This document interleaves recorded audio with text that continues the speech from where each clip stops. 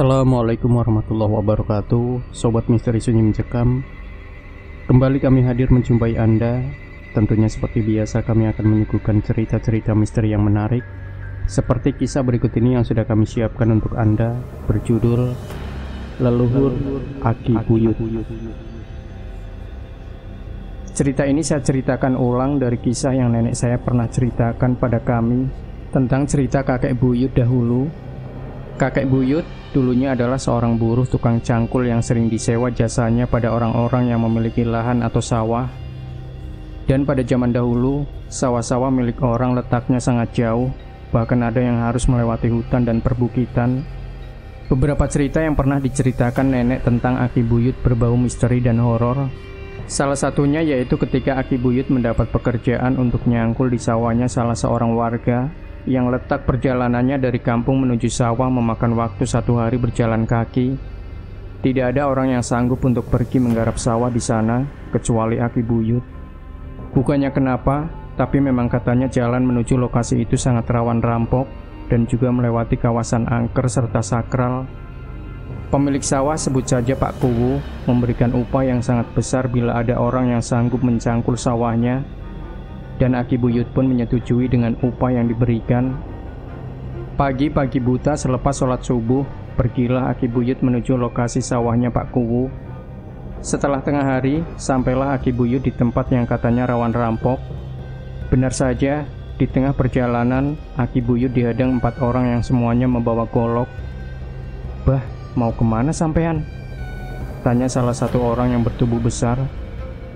Dengan tenang, Aki Buyut menjawab setiap pertanyaan dari begal itu. "Saya mau nyangkul di kidul," jawab Aki Buyut. "Itu di gembolan apa?" tanya begal yang lainnya. Aki Buyut pun memperlihatkan isi tas gembolannya yang berisi nasi timbel, ikan asin, sarung untuk sholat, bako dan daun kawung. Merasa sia-sia membegal kakek-kakek, para rampok itu membiarkan Aki Buyut untuk lewat. Singkat cerita, lepas sore Aki Buyut sudah sampai di lokasi. Tak menunggu waktu lama, Aki Buyut memulai pekerjaannya. Menjelang maghrib, Aki Buyut berhenti sejenak. Kemudian dia pergi menuju saung untuk sembahyang terlebih dahulu. Kemudian mulai bekerja kembali karena waktu itu terang bulan. Aki Buyut merasa kalau dia tidak sendirian di sana. Tepatnya Aki Buyut merasakan kalau dia sedang diawasi. Sebenarnya Aki Buyut sudah tahu dari awal kalau ada yang mengawasinya dari atas pohon kelapa yang hitam bekas tersambar petir. Namun Aki Buyut tidak khawatir karena dia di sana untuk bekerja dan tidak mengganggu. Malam semakin larut dan pandangan Aki Buyut mulai berkurang. Aki Buyut pun menghentikan aktivitasnya dan kembali menuju saung. Aki Buyut membuat api pada tungku, lalu dia duduk di atas potongan kayu sambil mengisap lintingan daun tembakau. Sesekali Aki Buyut menoleh ke arah pohon kelapa yang dimana makhluk tersebut terus mengawasi Aki Buyut. Sehabis melinting, Aki Buyut memperhatikan api dan masuk ke dalam saung. Sambil menyelimuti dirinya dengan sarung, Aki Buyut menunggu waktu untuk tertidur. Menjelang 1/3 malam, makhluk yang ada di atas pohon kelapa tadi turun ke tanah. Kemudian makhluk itu bergerak mendekati belakang saung. Setelah makhluk itu berada di belakang saung, Aki Buyut pun terbangun. Dia mencium aroma amis dari belakang saung. Aki Buyut membalikkan badannya dan dia melihat kalau makhluk tadi sedang berdiri mengintip Aki Buyut dari balik celah bilik. Aki Buyut pun memperhatikan ketika makhluk itu bergerak ke samping, dan terlihatlah penampakan wajah makhluk itu yang nongol ke dalam. Menurut penuturan Aki Buyut, makhluk itu berwajah aneh dan dia memiliki alis mata yang panjang. Mungkin alis matanya itu sampai menyentuh tanah. Mulut makhluk itu monyong ke depan seperti paruh burung dan makhluk itu mengeluarkan suara seperti entok. Aki Buyut dan makhluk itu saling bertatapan. Aki Buyut tetap tidak beranjak dari tempat tidurnya. Dirasa Aki Buyut tidak takut, makhluk aneh tadi pun berbalik pergi naik kembali ke atas pohon kelapa. Menjelang sholat subuh, Aki Buyut keluar untuk mengambil air wudhu, dan makhluk tadi masih Aki Buyut rasakan sedang mengawasinya dari atas pohon. Hari demi hari Aki Buyut tetap bekerja mencangkul sawah, dan malam demi malam makhluk itu sering mendatangi Aki Buyut. Namun, lama-kelamaan si makhluk aneh tidak pernah menampakkan wujudnya kembali. Namun Aki Buyut masih merasakan keberadaannya. Setelah pekerjaan Aki Buyut selesai, sebelum pulang Aki Buyut memanjat pohon kelapa di mana makhluk itu tinggal. Di atas pohon Aki Buyut mendapatkan sebuah benda. Kemudian benda tadi Aki Buyut ambil dan buang dalam perjalanan pulang. Itu supaya makhluk tadi tidak mengganggu para emak-emak yang akan tandur setelah Aki Buyut selesai nyangkul itu sawah.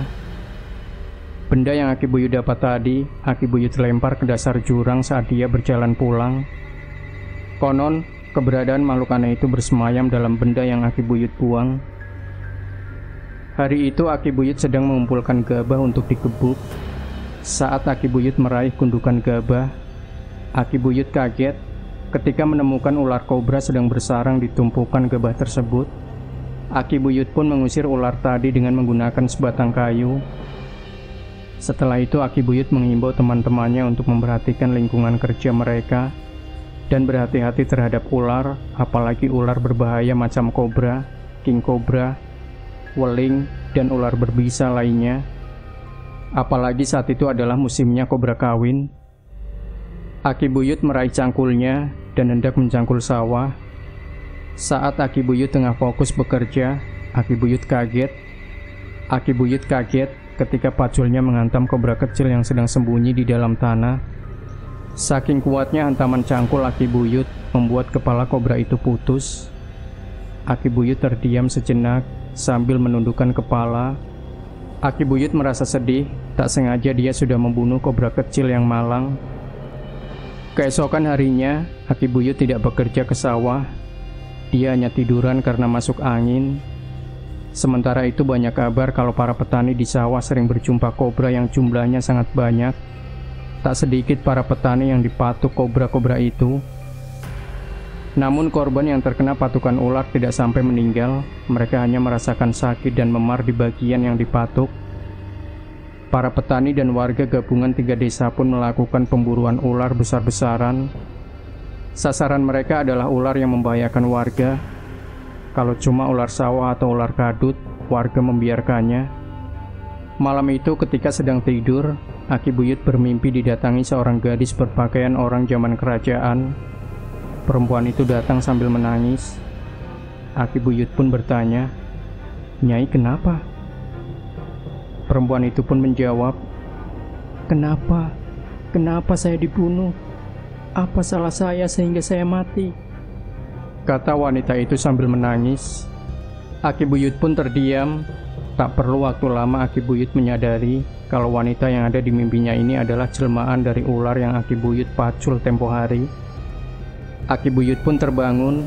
Sambil berkaca-kaca, Aki Buyut menyesali perbuatannya. Keesokan harinya sebelum bekerja, Aki Buyut masuk ke dalam hutan. Dia terduduk sambil mengakui perbuatannya dan meminta maaf pada keluarga ular yang Aki Buyut tak sengaja pacul. Di malam hari selanjutnya, Aki Buyut kembali bermimpi.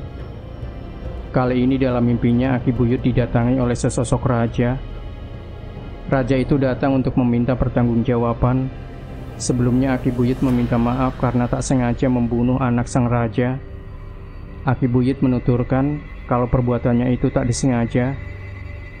Sang raja tetap tak terima dan akan membawa Aki Buyut untuk diadili. Aki Buyut menolak karena kalau dia pergi, siapa yang akan menghidupi anak dan istrinya? Sang raja mengancam kalau Aki Buyut tidak mau dihukum, dia akan melepaskan seluruh ular berbisa memasuki kampung. Aki Buyut tak bisa membiarkannya karena orang-orang kampung tidak punya salah.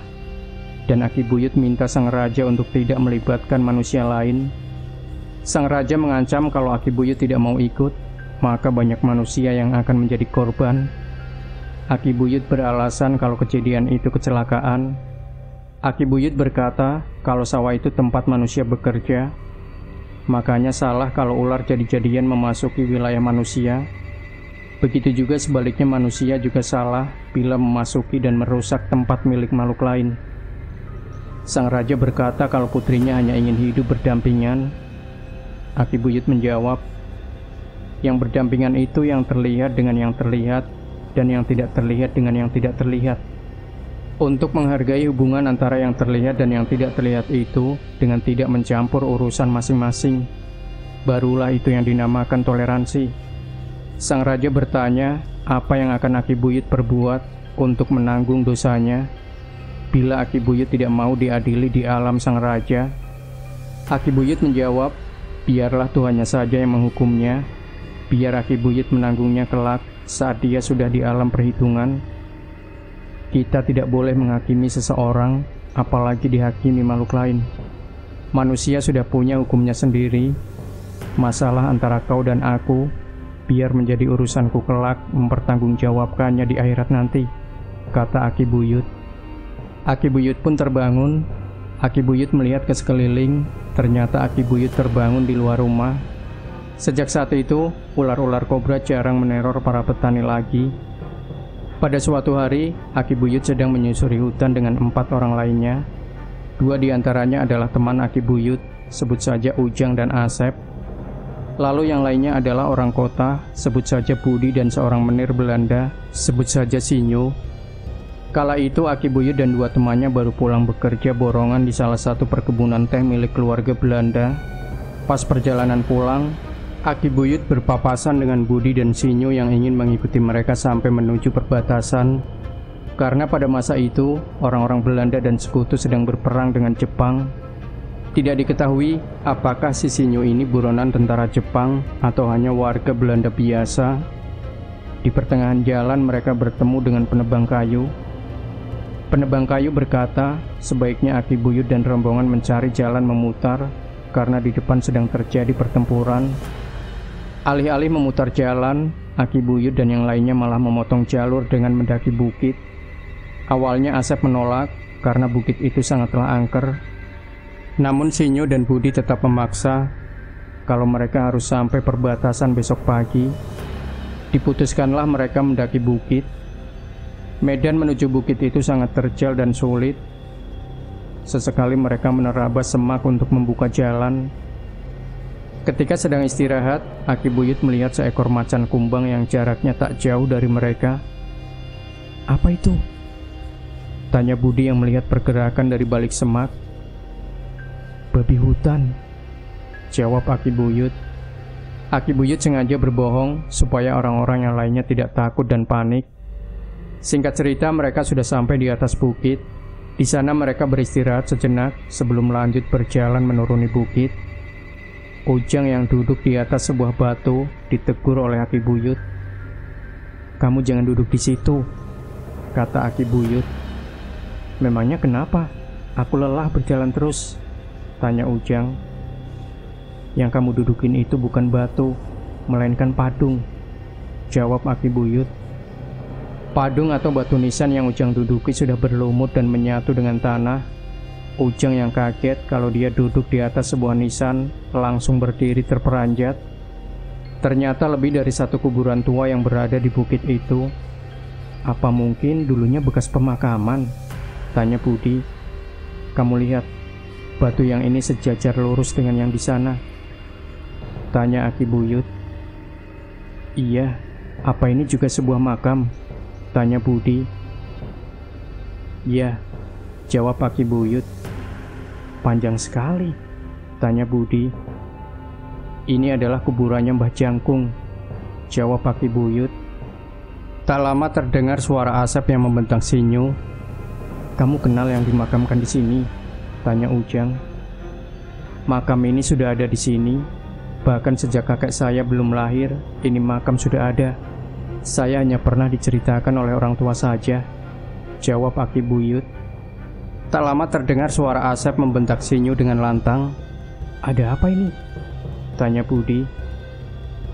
"Orang Belanda ini kencing sembarangan," kata Asep. Tak terima dikasih tahu pribumi, Sinyo mengeluarkan beceng dari sakunya dan menodongkannya pada Asep. Ujang dan Budi pun melerai Sinyo dan menenangkan keduanya. "Ai ini orang beradab. Ai tidak percaya mitos tahayul seperti itu. Itu cuma dongeng untuk menakut-nakuti anak kecil," kata Sinyo. Aki Buyut kemudian mendekati Sinyo dan berkata, "Terserah Tuan mau percaya atau tidak. Kami tidak bisa memaksa Tuan untuk mempercayai cerita ini. Mungkin bagi orang-orang bangsa Tuan, mereka ini cuma dongeng belaka. Tapi bagi kami, mereka itu ada, dan Tuan juga harus ingat, ini bukanlah tanah leluhur Tuan, di mana Tuan dilahirkan ini di sini. Di tanah ini, mereka ada di antara kita, kata Aki Buyut. Sontak saja suasana menjadi merinding ketika Aki Buyut berkata demikian. Sinyo pun menurunkan bejengnya, dan mereka pun melanjutkan perjalanan. Dirasa hari mulai gelap, Aki Buyut memutus untuk berhenti dan menginap. Kembali usulan itu ditentang oleh Sinyo. Aki Buyut beralasan kalau jalan sudah tak terlihat karena tidak ada sumber penerangan. Di samping itu, para predator nokturnal berkeliaran di malam hari, sulit melihat jalan karena gelap. Karena Sinyo harus sampai di perbatasan besok pagi, maka Sinyo dan Budi melanjutkan perjalanan berdua saja. Dan benar saja, karena gelap mereka berdua malah nyasar. Kali ini Budi meyakinkan Sinyo untuk menunda perjalanan dan melanjutkannya ketika esok hari. Sinyo pun nurut dan mereka tinggal untuk beristirahat. Ketika tidur, Budi sempat bermimpi dia dikejar-kejar sesuatu. Budi kemudian tersandung dan jatuh. Budi tersandung pada sebuah batu nisan, sedangkan makhluk yang mengejar Budi semakin mendekat. Namun Budi ditolong oleh kakek-kakek yang sangat tinggi. Perbandingan tinggi kakek dan Budi itu cukup jauh. Tinggi si Budi hanya sampai pusar perut si kakek. Si kakek itu berbaju putih kumal dan bahan goni, memakai ikat kepala, dan janggut si kakek juga sangat panjang. Rambut dan janggutnya sama-sama berwarna putih. Si kakek menyuruh Budi untuk segera bangun dan pergi kembali menuju tempat Aki Buyut dan yang lainnya.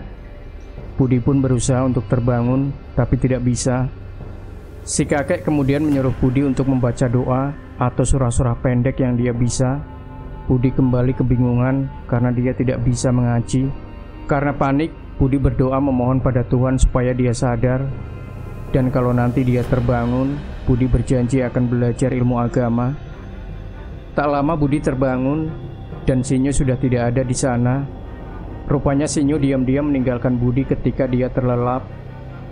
Teringat akan peringatan si kakek tinggi, Budi kembali menuju tempat Aki Buyut. Keesokan harinya Budi sudah bergabung kembali dengan Aki Buyut dan yang lainnya. Ketika mereka menuruni bukit, mereka kaget melihat sosok Sinyo yang sudah tak bernyawa tergeletak di tengah jalan. Tidak diketahui apa penyebab yang membuat Sinyo mati. Aki Buyut pun mengajak rekan-rekannya untuk menguburkan jasad Sinyo. Awalnya teman-teman Aki Buyut menolak karena perbedaan kepercayaan yang dianut Sinyo. Namun Aki Buyut mengatakan kalau dia itu tetap manusia dan harus dikebumikan dengan layak. Bagaimanapun dia tetap manusia, bukan hewan, kata Aki Buyut. Biarin aja, paling dimakan hewan liar, kata Asep yang masih marah. Jangan, itu tidak baik. Manusia itu berbeda dengan anjing buduk yang mati di jalan. Kalau anjing buduk mati cuma belatungan, sedangkan manusia kalau sudah meninggal bukan cuma belatungan, tapi akan ketemu balitungan alias perhitungan. Ini aku bukan sedang membicarakan orang Belanda ini ya, tapi ke kamu, kata Aki Buyut pada Asep. Akhirnya jasad Sinyo dikuburkan di tempat yang agak datar tanahnya. Setelah itu Aki Buyut dan yang lainnya sudah sampai di bawah dan pulang berpisah dengan Budi. Sinyo dimakamkan di bukit itu, dan entah dari mana beritanya, hingga beberapa waktu ada mitos yang bilang kalau di bukit itu terdapat sabuk keramat milik orang Belanda yang terkubur di sana. Sore itu Aki Buyut sedang membersihkan lumpur yang menempel pada dirinya di sebuah pancuran. Tak lupa Aki Buyut mencuci cangkul dan garpunya juga. Ketika sedang berkemas, Aki Buyut mendengar suara burung yang sangat aneh. Saking anehnya membuat bulu kuduk merinding ketika mendengar suara burung itu. Waks, waks, waks. Aki Bau yang sedang mengganti roda traktornya tiba-tiba berhenti ketika mendengar suara burung itu. Burung apa yang berbunyi seperti itu? Tanya Aki Bau sambil mendongak ke atas pepohonan. Koreak, jawab Aki Buyut. Koreak? Bukankah burung itu cuma mitos? Tanya Aki Bau. Kudengar burung itu membawa pertanda buruk, kata Mang Tatang yang datang membawa arit dan sekarung rumput. Aku penasaran seperti apa bentuk burung itu, tanya Aki Bau. Sudahlah, daripada nyari tahu yang tidak-tidak, lebih baik kita pulang. Sebentar lagi maghrib, ajak Aki Buyut. Setelah beberes dan mengemasi perlengkapan masing-masing, mereka pun pulang. Suhatma terlihat berjalan tergesa-gesa. Laki-laki itu buru-buru membuka celananya dan jongkok di atas permukaan sungai. Setelah menuntaskan hajatnya, Suhatma pun merasa lega. Ketika dia masih fokus buang hajat, tiba-tiba Suhatma mendengar suara aneh dari atas pepohonan. Waks, waks. Suhatma pun mendongak ke atas. Burung apa ayam itu? Kok gede banget? Ucap Suhatma. Semakin Suhatma perhatikan, rupa dari burung itu terlihat menyeramkan. Waks. Suhatma pun langsung lari terbirit-birit sampai lupa memakai celana. Kenapa tuh orang gak pakai celana? Tanya petani yang baru pulang dari ladang. Kamu kenapa? Lari-lari tanpa celana? Tanya Kohar. Ada burung, jawab Suhatma. Lah, itu burungnya. Kata petani lainnya menertawakan Suhatma.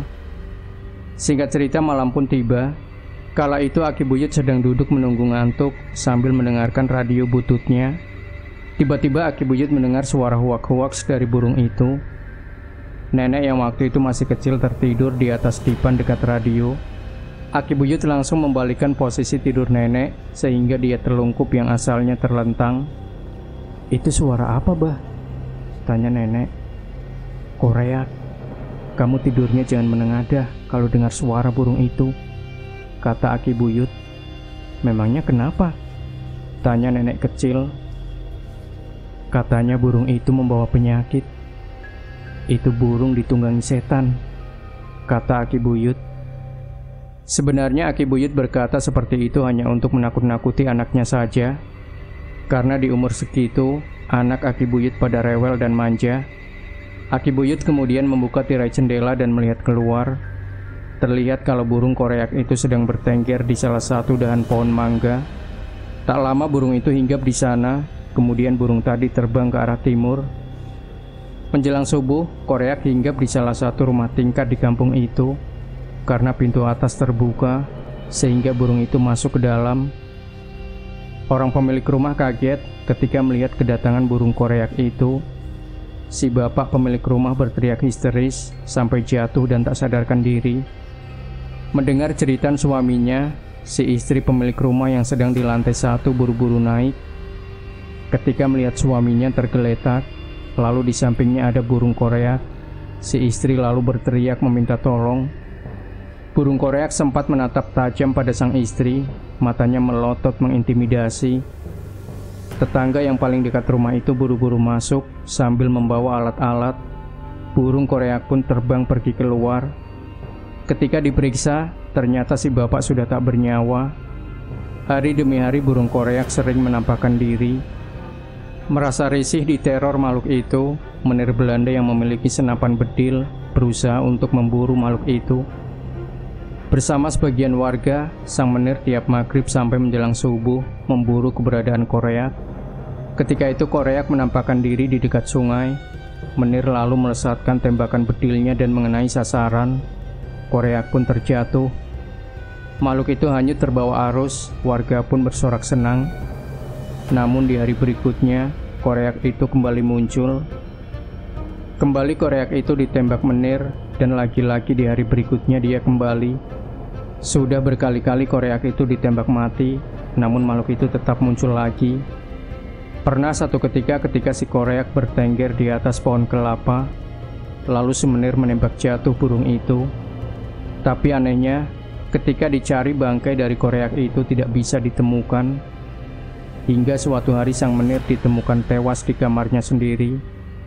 Pada suatu hari Aki Buyut pernah mengamati datang dan perginya si koreak, hingga Aki Buyut menemukan tempat bersarangnya burung itu.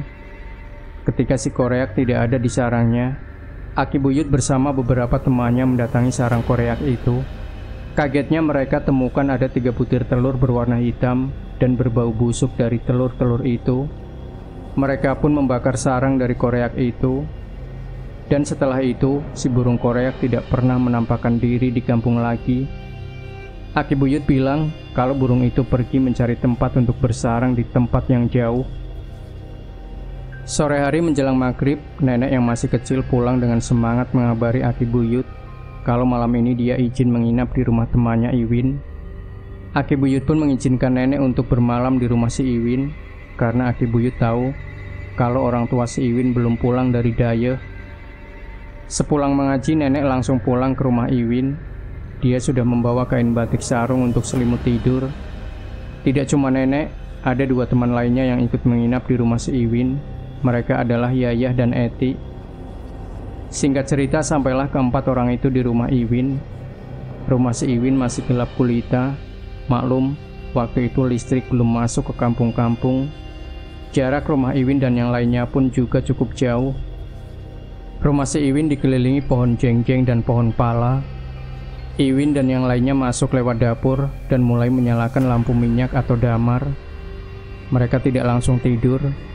Anak-anak itu bermain perang bantal terlebih dahulu sampai mereka lelah. Kemudian mereka bermain bayang-bayangan di balik lampu sentir. Tawa Yayah yang kegirangan. "Shh, jangan keras-keras, ini sudah malam," kata nenek. Tiba-tiba Ani bersiul dan Yayah malah bernyanyi. "Pupui bulan, pupui bulan," kata Yayah. Jangan bersiul dan bernyanyi di malam hari," kata nenek memperingati mereka. "Memangnya kenapa?" tanya Yayah.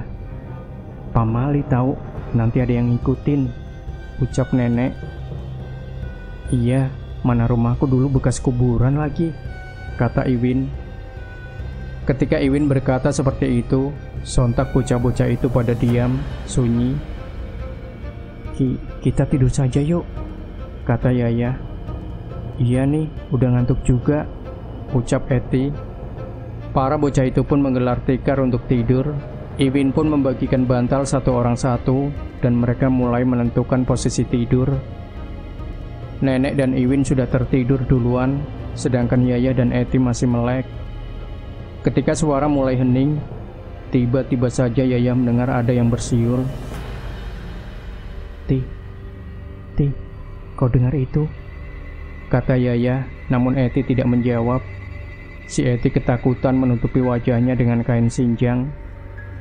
Tak lama terdengar suara orang yang bersenandung. "Pupui bulan, pupui bulan." Itu siapa?" tanya Yayah. "Ya, itu ya," ucap Eti menunjuk pada pintu dapur. Saat Yayah melirik ke arah pintu dapur dari celah pintu, terlihat seseorang sedang mengintip mereka. "Hah? Apa itu?" kata Yayah takut. Si Yayah pun menutup wajahnya dengan sarung. Makhluk itu terus mengintip dari balik celah, dan makhluk itu hanya terlihat satu matanya saja yang fokus memperhatikan anak-anak yang sedang terbaring. Sesekali makhluk itu bersiul dan bersenandung. Menjelang waktu janari, waktu sekitar orang bangun sahur, Yayah terbangun, tenggorokannya kering dan merasa haus. Namun si Yayah tidak berani ke dapur. Dia pun terpaksa menunggu pagi. Lagi-lagi si Yayah mendengar suara orang yang sedang bersiul dan senandung. "Pupui bulan." Kali ini suaranya berada di atas kepala mereka. Ketika Yayah melihat ke arah langit-langit, terlihatlah sebagian kepala makhluk tadi nongol di antara plafon langit-langit rumah. Yayah ketakutan dan dia tidur sambil tiarap sampai pagi. Keesokan paginya, Yayah dan Eti tidak mau menginap kembali di rumah Iwin. Sebagai gantinya, Iwin yang sekarang menginap di rumah nenek, sampai orang tua si Iwin kembali pulang dari dayeh. Demikian Sobat Misteri Sunyi Mencekam. Tinggalkan komentar Anda, like, share video ini, subscribe channel Sunyi Mencekam, dan nantikan kembali cerita-cerita misteri terbaru dari kami. Wassalamualaikum warahmatullahi wabarakatuh.